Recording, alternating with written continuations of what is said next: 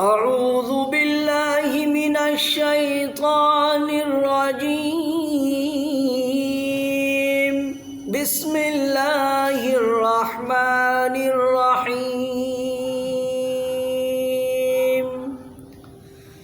هل أتى على الإنسان حين من الدهر لم يكن شيئا مذكورا إنا خلقنا الإنسان من نطفة أمشاج نبتليه فجعلناه سميعا بصيرا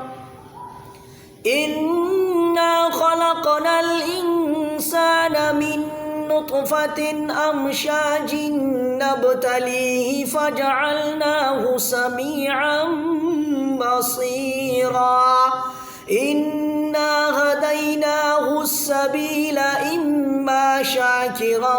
وإما كفورا إنا أعتدنا للكافرين سلاسل وأغلالا وسعيرا إن الأبرار يشربون من كأس كان مزاجها كافورا عينا يشرب بها عباد الله يفجرونها تفجيرا يوفون بالنذر ويخافون يوما كان شره مستطيرا ويطعمون الطعام على حبه مسكينا ويتيما وأسيرا إنما نطعمكم لوجه الله لا نريد منكم جزاء ولا شكورا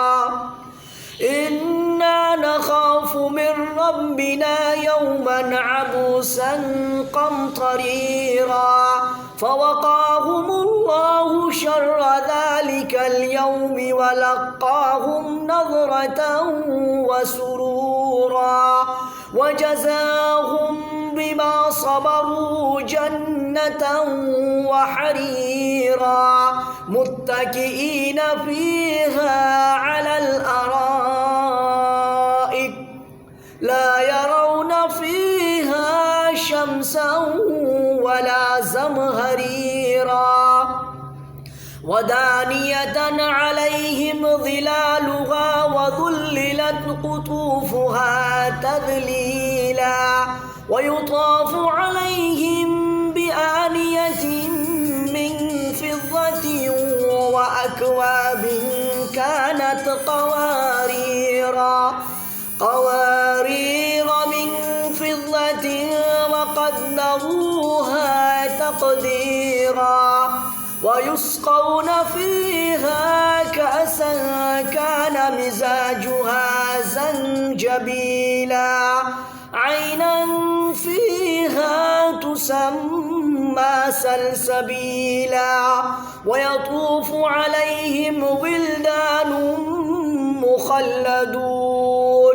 إذ رأيتهم حسبتهم لؤلؤا منثورا وإذا رأيت ثم رأيت نعيما وملكا كبيرا عاليهم ثياب سندس خضر واستبرق وحلوا أساور من فضة وسقاهم ربهم شرابا طهورا إن هذا كان لكم جزاء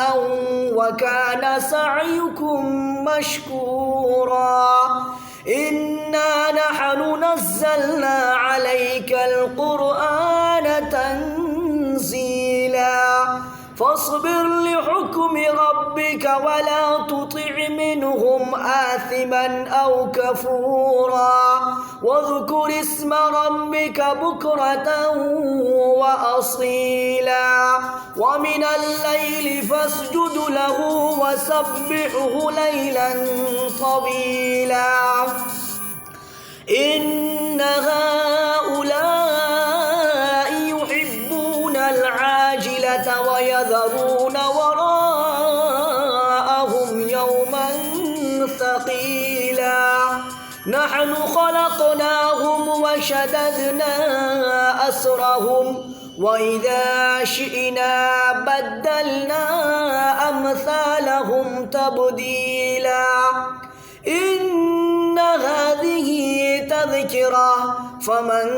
شاء اتخذ إلى ربه سبيلا وما تشاءون إلا أن يشاء الله إن الله كان عليما حكيما يدخل من يشاء في رحمته والظالمين أعد لهم عذابا أليما